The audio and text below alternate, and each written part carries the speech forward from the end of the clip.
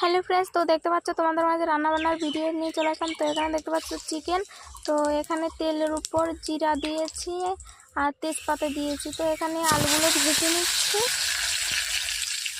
তো ভালো করে আলুগুলো ভেজে নেব। তো একটু নেড়ে ছেড়ে দিয়েছি, কারণ না হলে পুড়ে যাবে এগুলো। তো এখানে চিকেনগুলো লবণ হলুদ যা আছে সব কিছু পরিমাণ মতো দিয়ে দিচ্ছি। এখানে ইলিশ মাছ দিয়ে শস্য বাটা করেছিলাম।